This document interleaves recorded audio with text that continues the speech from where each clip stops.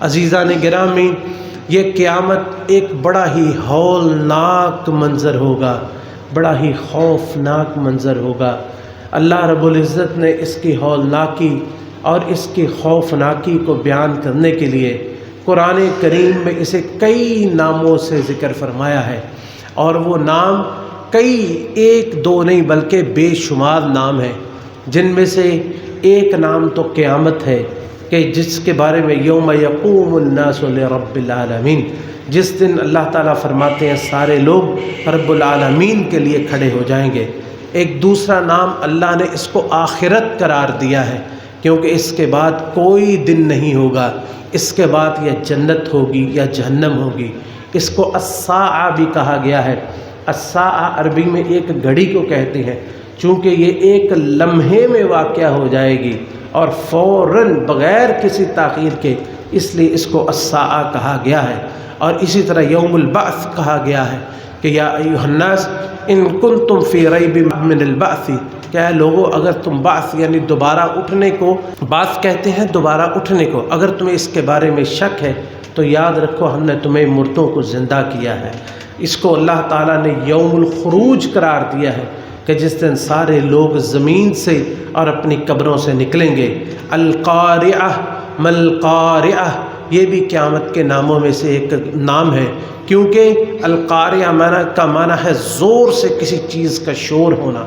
اس کو اس لیے القارعہ کہا جاتا ہے کہ یہ انسان کے دلوں کو گڑبڑا دے گی ہے۔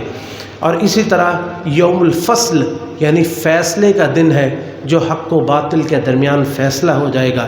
اس کو یوم الدین کہا گیا کہ بدلے کا دن ہے، جس دن نیکوں کو ان کی نیکیوں کا اور بروں کو ان کی برائی کا اللہ تعالیٰ اجر دیں گے، اس کا جو ہے وہ ان کا حساب کریں گے۔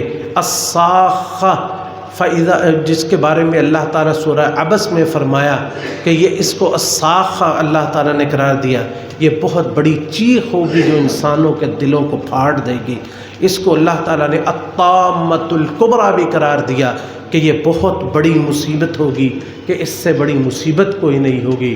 یہ یوم الحسرہ ہے، یعنی حسرت و ندامت کا دن ہے۔ یہ الغاشیہ ہے، یہ ڈانپنے والی ہے، کیونکہ اس سے بچنے والا کوئی نہیں۔ یہ یوم الخلود ہے، کیونکہ اس کے بعد کوئی موت نہیں ہوگی۔ یہ یوم الحساب ہے۔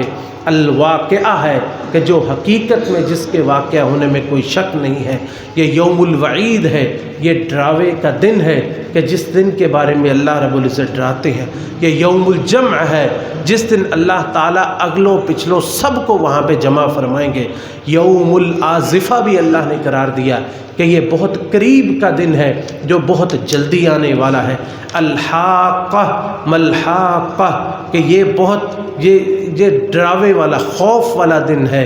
یہ یوم الطلاق، ملنے والا دن، یوم التغابن، یہ سارے نام اللہ رب العزت نے قیامت کے اور اس کے علاوہ اور بھی بہت سارے نام قیامت کے قرآن مجید میں ذکر فرمائے ہیں۔ اور امام طبری فرماتے ہیں کہ ان زیادہ ناموں کی وجہ یہ ہے کہ اس دن کی اہمیت اور اس دن کی خوفناکی اور ہولناکی لوگوں کے سامنے واضح ہو جائے اور لوگوں کو اس بارے میں کوئی شک و شبہ نہ رہے۔